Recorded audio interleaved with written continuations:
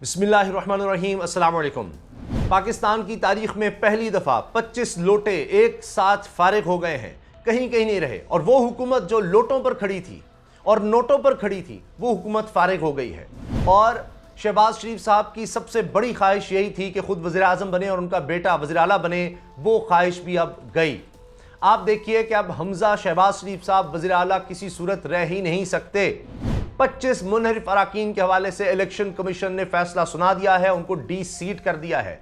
मतलब यह कि ये अब MPA रहे ही नहीं, मेंबर पार्लियामेंट ये रहे ही नहीं। अच्छा, इसमें सबसे अहम बात है कि सबसे बड़ा धचका इसमें जहांगीर तरीन ग्रुप को लगा है और अब्दुल अलीम खान साहब को खुद भी लगा है, और उनके साथ अगर कोई ग्रुप था भी तो उसको लगा है। क्योंकि अब आप देखिए कि उनकी साख गई, अब वो अवामी अदालत से रिजेक्टेड होंगे, अवामी अदालत भी इनको नहीं छोड़ेगी। अभी देखिए इलेक्शन कमीशन ने जो फैसला सुनाया है ये अवामी उमंगों के मुताबिक है। दिन दिहाड़े सबके सामने नजर आया किस तरह से ज़मीर फरोशी की गई, क्या कुछ होता रहा, जिस तरह आपने सिंध हाउस में देखा था। आप देखिए पाकिस्तान की तारीख है, हमारी अखलाकियात तबाह कर दी गई। और जिस तरह से कहा जाता है कि जो लोग अशराफिया कहलाते हैं, कोई भी कौम उनके पीछे चल रही होती है। अखलाकियात आप देखिए जब उन लोगों की गिरती है तो पूरी कौम की गिरने लग जाती है। यानी यहाँ पर यह था कि बड़ी बड़ी गाड़ियाँ हों, दौलत पैसा सियासत में हो तो आपको कोई कुछ नहीं कह सकता। आप इक़्तिदार में आ जाएं, अपने केसेस ख़त्म करवा लें, कोई कुछ नहीं कह सकता। आप जब चाहें जिस पार्टी को जिस तरह मर्जी पैसे लेकर लालच लेकर ज्वाइन कर लें, इधर से छलांग लगाकर उधर चले जाएं, किसी भी हुकूमत को आप गिरा दें। और ये बात होती रही कि इसका मतलब है कि बाहर से कोई भी मुल्क पाकिस्तान में चंद अरब रुपया लगाए, चंद अरब रुपया, और यहाँ पर कुछ लोगों की ज़मीन खरीदे तो किसी भी हुकूमत को गिराया जा सकता है। और वही हुआ, सबके सामने हुआ। और इलेक्शन कमीशन में जाकर इन मुनहरिफ अराकीन ने, PTI के मुनहरिफ अराकीन जिनकी तादाद 25 है, इन्होंने कहा कि जी हमें तो बरह रास्त कहा ही नहीं गया। यही होता रहा है, टेक्निकल चीज़ें कि जी हमें तो फ़ोन करके इमरान खान हर एक को बुलाता, लिख कर देता, हर एक को कहता कि जनाब तुमने ये करना है। सबको पता था पार्टी पॉलिसी क्या है, लेकिन जिस तरह से हंगामा आराई हुई, जिस तरह से ज़मीर फरोशी हुई, सब ने देखा। और फिर लाहौर के मकामी होटल में ले जाकर कितना अरसा इन लोगों को रखा, बसों में ला लाकर क्या कुछ किया गया, किस तरह से कानून का, आइन का मजाक उड़ाया गया, जबकि आइन में लिखा हुआ था डिस्क्वालिफिकेशन होगी डी सीट करके। अब आप देखिए ये लोग डी सीट तो हो गए। 25 मुनहरिफ अराकीन जिनके वोटों की वजह से हमजा शहबाज 197 वोट लेने में कामयाब हुए थे, क्योंकि 186 वोट चाहिए थे वजारत आला के लिए, उससे 11 वोट ज्यादा ने लिए थे, जिनमें ये 25 मुनहरिफ अराकीन थे। तहरीके इंसाफ के लोग थे, PTI के, उनकी टिकट पर लड़े लोग, उन्होंने इनको वोट किया। अब ये सब हो गए फारिग। जब ये गए तो हमजा शहबाज साहब के पास मेजॉरिटी नहीं रही।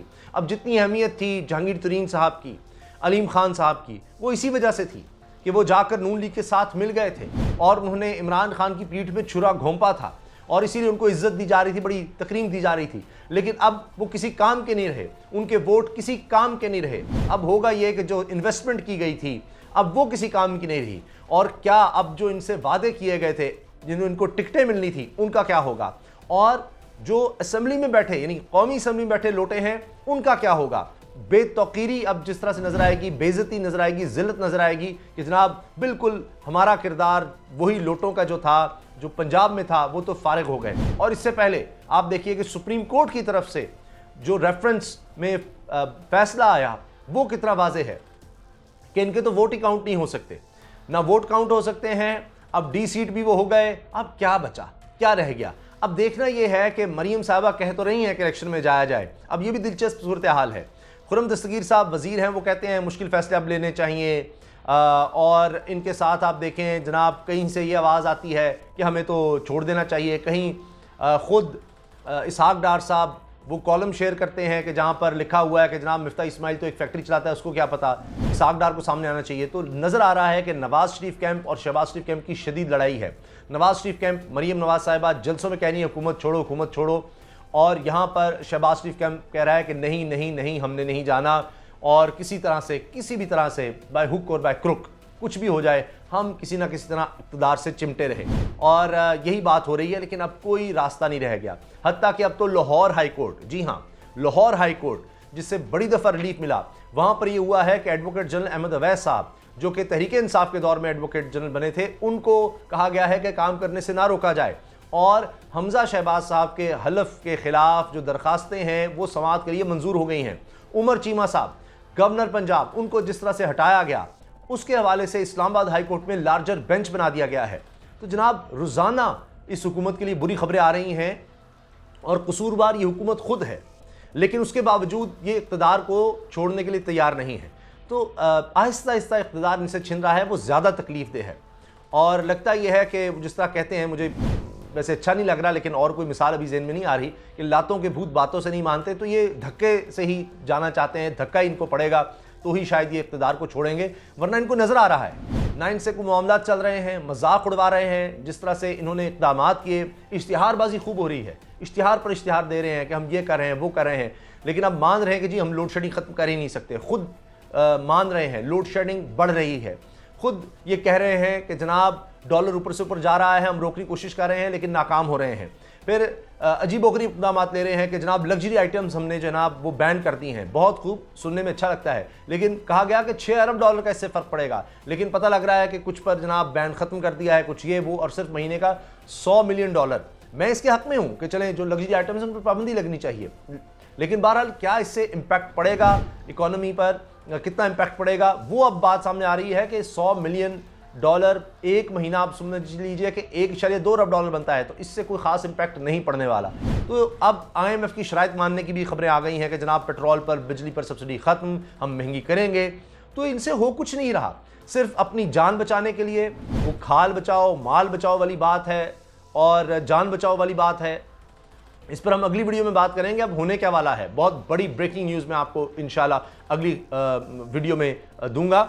लेकिन अभी जो खबर है ये भी बहुत बड़ी ब्रेकिंग न्यूज़ है कि अब तो इक़्तिदार छिन रहा है और आहिस्ता आहिस्ता, देखिए ना, एक होता है अचानक कुछ हो जाए, और ये आहिस्ता आहिस्ता जो छिन रहा है अपनी आंखों के सामने। हाई कोर्ट्स में जिस तरह से अब दरखास्तें मंजूर हो रही हैं और अब हमजा के पास मेजॉरिटी नहीं रही, अब आप देखिए ना कि उनके पास 186 वोट नहीं रहे, तो अब सारी गेम उनके हाथ से निकल गई है। इस वक्त परवेज़ इलाही साहब ज़्यादा ताकतवर नज़र आ रहे हैं और वो कह रहे हैं कि इन्होंने अब जो टिकट ली थी, अब नून लीग की टिकट नहीं, वो तो फिल्म की टिकट बन गई है, वो फिल्म भी जो कि फ्लॉप हो चुकी। इन्होंने हमेशा वादे तोड़े, तो ये अब दिनों की मेहमान है हुकूमत, और अब सबको नज़र आ गया है इनसे बहुत बड़ा ब्लंडर हो गया, इनसे बहुत बड़ा ब्लंडर करवा दिया गया। इस पर मैं इमरान खान साहब को ये क्रेडिट ज़रूर देना चाहूँगा कि उनका मजाक उड़ाया गया कि जी अखलाकियात की बात क्यों करते हैं, अखलाकियात की बात क्यों करते हैं, हमारे यहाँ हमेशा लोटे रहे हैं, और वही लोग जो कहते थे लोटों की खरीदो फरोख्त नहीं होनी चाहिए, उन्होंने ही ये काम किया। हमेशा इमरान खान बोलते रहे, और वाहिद पाकिस्तान की तारीख में इमरान खान है जिन्होंने अपनी पार्टी के लोगों को निकाला, नोटिस भेजे कि जनाब उन्होंने ये ज़मीर फरोशी की। MPs ने खैबर पख्तूनख्वा में जब सेनेट के लिए उन्होंने ये काम किया था तब भी उन्होंने एक्शन लिया था।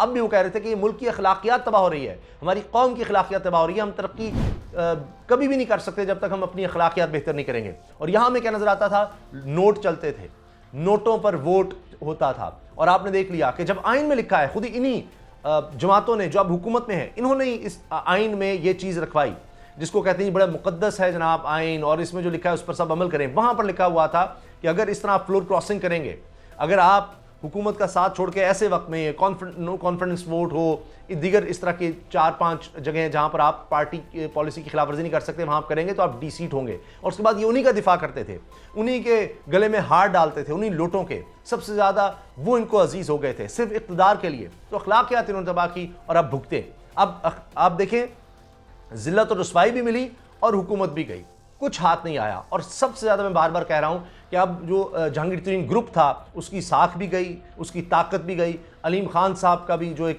समझें रोब दबदबा कह लें या बड़े अहम हैं जी, वो भी गया। तो वो जिनको ATM मशीन्स कहा जाता था, मैं देख रहा था आबिद शेर अली की एक वीडियो पुरानी, वो बहुत ज़्यादा वायरल हो रही है, जो उन्होंने बाहर बनाई जहांगीर तरीन के घर के बाहर, और वो कुछ जहांगीर तरीन के खिलाफ कहा, वो कुछ कहा कि उफ तौबा, कि पता नहीं करप्ट है, ये खून चूसा है लोगों का, करप्शन किया, उससे घर बनाया है। घर के बाहर खड़े होकर वो कुछ कहा गया कि आप सोच ही नहीं सकते। आबिद शेर अली साहब भी वापस अब आ गए हैं, लेकिन बहरहाल अब इन लोगों की, इन ग्रुप्स की अहमियत खत्म हो गई, जिनको ATM मशीन्स कहते थे, दौलत और पैसे के लिए जिनको साथ मिलाया था। जैसे जो अब हुकूमत में जमाते हैं उनके पास वैसे भी बहुत पैसा है, लेकिन उसके बावजूद लगता ये है कि इन लोगों को शामिल उन्होंने सिर्फ इसलिए किया कि ये इनके पास पैसा बहुत है, रसूख बहुत है, लेकिन अब क्या हाथ आया, कुछ भी नहीं।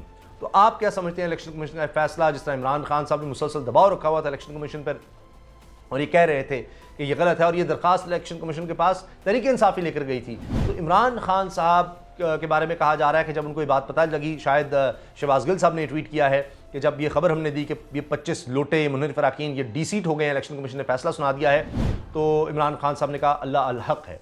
तो आप देखें कि अल्लाह ताला के ये फ़ैसले हैं, अल्लाह ताला की तरफ से ये चीज़ें सामने आ रही हैं कि किस तरह इमरान खान साहब को इक़्तिदार से निकाला गया, फिर जो इक़्तिदार में आए हैं उनकी कमज़ोरियाँ नज़र आ रही हैं। तो इसमें सब अब दानिश्वर भी ये मान रहे हैं कि इसमें सबसे ज़्यादा फ़ायदे में तो इमरान खान साहब रहे हैं, और उनका पीछे ना हटना और हार ना मानना और ना झुकना, यानी चैलेंज में आप देखिए कि किस तरह से परफॉर्म किया। जिस तरह उन्होंने कहा कि कोई रह तो नहीं गया जो मेरे खिलाफ अब नहीं है, वहाँ से उन्होंने यानी प्राइम मिनिस्टरशिप से जब हटाए गए, वहाँ से इस जुमले से सफ़र का आगाज़ होता है।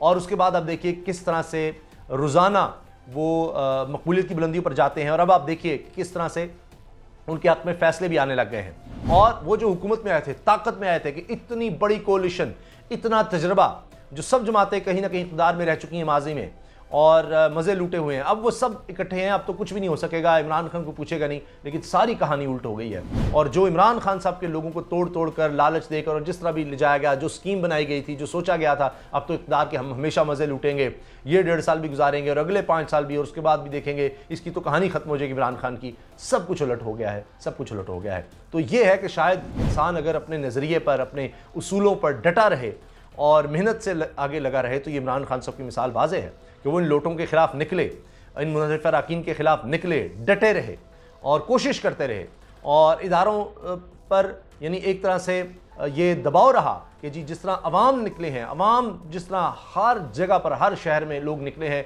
और उन्होंने आप देखिए कोई एक जलसा इमरान खान का नहीं होगा जहाँ पर आपको ये नहीं नजर आएगा लोटे लोगों ने पकड़े हुए हैं। लोग ये भूल नहीं रहे, इमरान खान साहब का मजाक उड़ाया गया कि जी ऐसे लोगों का सोशल बाइकआउट होगा, तो ये हो रहा है। अब आप देखिए जो पावर हाउसेज हैं, जो इदारे हैं, वहाँ से भी इन लोटों के खिलाफ अब वर्डिक्ट्स आ रहे हैं। तो ये कोई छोटी बात नहीं है, और लगता यह है कि इंशाल्लाह पाकिस्तान में अब हमेशा हमेशा के लिए ये ज़मीर फरोशी, इस तरह से ये लोटाक्रेसी, ये नोटोक्रेसी, इसका रास्ता इंशाल्लाह रुक रहा है। इजाज़त दीजिए, अल्लाह हाफ़िज़।